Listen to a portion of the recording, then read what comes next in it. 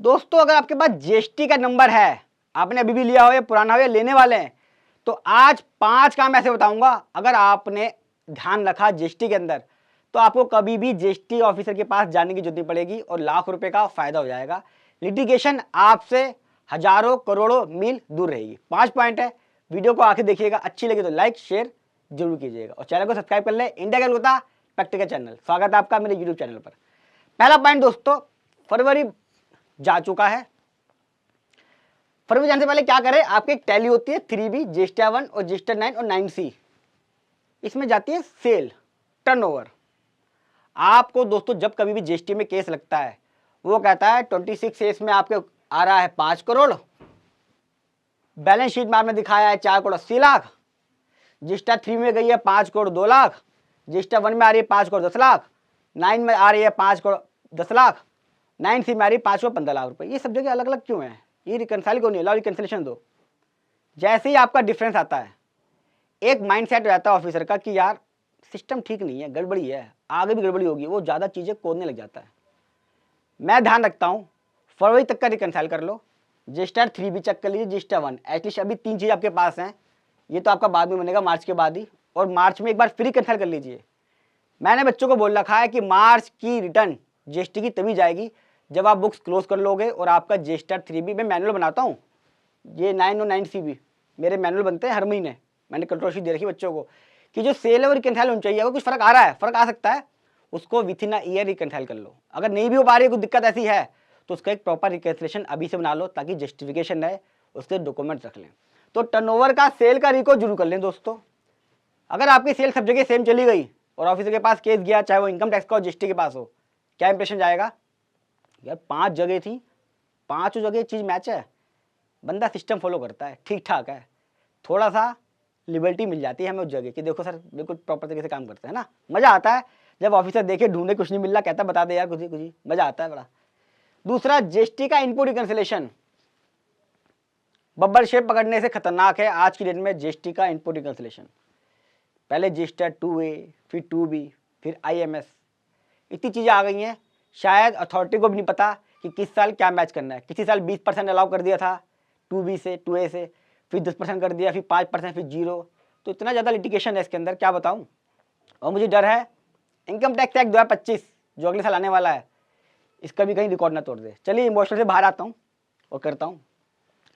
आप अपनी बुक्स को 2B और जो IMS है और 3B है, इसमें इनपुट को मैच कर लीजिए, और जो साल का इनपुट अगर फालतू लिया है उसको रिवर्स कर दीजिए विद इंटरेस्ट। अगर नहीं ले पाए हैं तो उसको मार्च के अंदर ले लीजिए। हालांकि आप 30 नवंबर 25 तक ले सकते हो इस इनपुट को, लेकिन मैं क्यों ये बताऊँ एक्सप्लेनेशन कि मैंने इस बार का इनपुट था, ये मैं ले नहीं पाया, मैंने अगले साल लिया है। अगले साल की जब बुक्स मेरा आउट हो फिर मैं बताऊँ कि पिछले साल का था, इस बार लिया है ज्येष्ठा 9 के अंदर, 3B में इस बार लिया है, उस बार का फर्क था।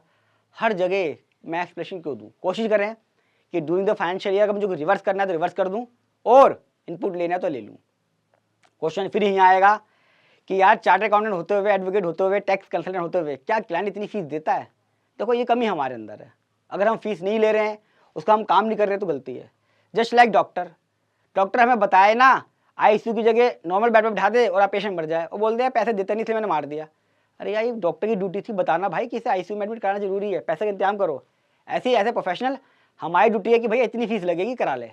मुझे पता दिक्कत आती है, नहीं देते हैं, फिर भी थोड़ा बहुत हल्का फुल्का काम को कर सकते हो, अपने प्रोफेशन के लिए भी जरूरी है चीज़ें।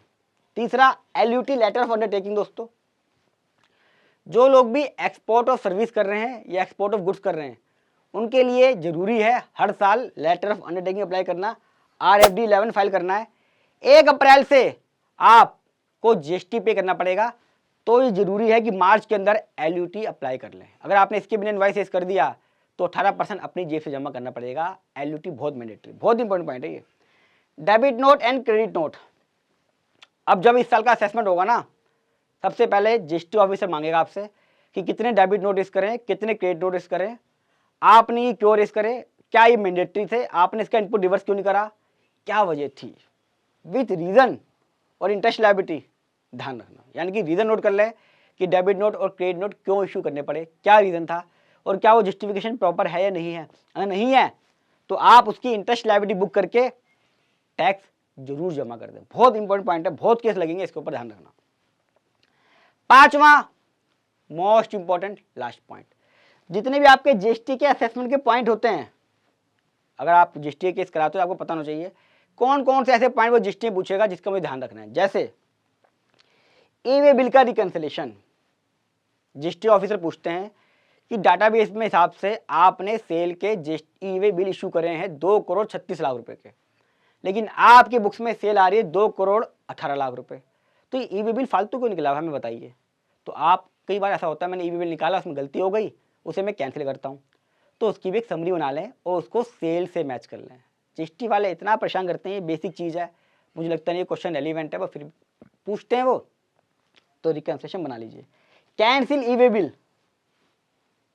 क्वेश्चन आता है ड्यूरिंग द ईयर आपने 12 ई वे बिल कैंसिल कर रहे हैं, 25 करोड़ के हैं, इनकी डिटेल दीजिए, ई वे बिल कैंसिल क्यों हुआ उसकी एक समरी बना लीजिए। कौन कौन से ई वे बिल आपने कैंसिल करे हैं, वो मांग के चलता है बोगस तो नहीं करा गई, बोगस तो नहीं है, माल भेज दिया फिर कैंसिल कर दिया, कुछ ऐसा तो नहीं है।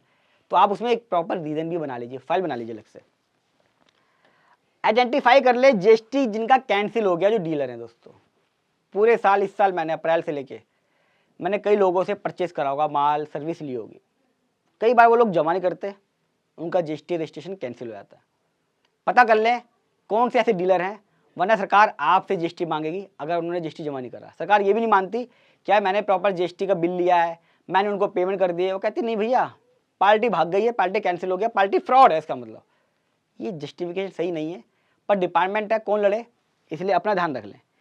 क्रेडिटर्स की पेमेंट दोस्तों 180 दिन देख लें, अब मार्च आने वाला है, पूरा साल खत्म होने वाला है, चेक कर ले जो क्रेडिटर्स हैं कहीं ओल्ड ड्यूज तो नहीं है।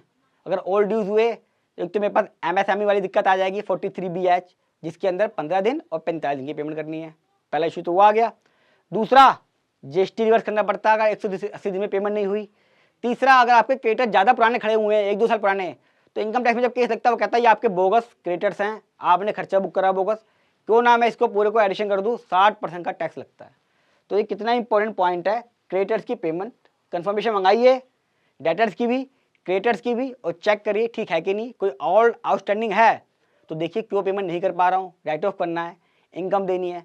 टैक्स का लालच मत करिए, लिटिगेशन में फंस गए ना, सारा कुछ ऑटोमेटिक चल रहा है, सब कुछ लफड़े में फंस रहे हैं, लपेटे में आ रहे हैं अगर आपके पैरामीटर्स ठीक नहीं है, चाहे जीएसटी हो या इनकम टैक्स। है ना कितनी इंपॉर्टेंट वीडियो जीएसटी की दोस्तों। जीएसटी को लेके एक एक टॉपिक पे प्रैक्टिकल वीडियो है, प्ले लिस्ट है। अगर आप नया बिजनेस शुरू करने की सोच रहे हो, जीएसटी नंबर लेने की सोच रहे हो, तो मेरी वो वीडियो प्रैक्टिकल आपको बड़ी हेल्प करेंगी। वीडियो कैसी लगी कमेंट बॉक्स में जो बताइएगा, अच्छी लगी हो तो लाइक कीजिएगा, फर्स्ट टाइम हमारे मेरे चैनल पर तो चैनल को सब्सक्राइब कर ले, क्योंकि ये है इंडिया का इकलौता प्रैक्टिकल चैनल जहाँ पे मैं आपको सिर्फ प्रैक्टिकल बात बताता हूँ। और जीएसटी इंडिया में बहुत सारे करोड़ों लोगों के पास है, तो मैं चाहूँगा कि आप जितना हो सके ये वीडियो उनको शेयर करें, प्रोफेशनल अपने स्टाफ को और स्टाफ अपने प्रोफेशनल को शेयर करें, ताकि ज़्यादा से ज़्यादा लोगों को फ़ायदा हो। और जो मेरी मुहिम है कि इंडिया में एक दिन ऐसा है कि लिटिगेशन ना हो किसी के साथ भी, ताकि परेशानी किसी के साथ भी ना हो, तो आप भी उस मुहिम में जुड़ सकते हैं सिर्फ इस वीडियो को शेयर करके। जल्द मिलूंगा अगली वीडियो में, तब तक नमस्कार।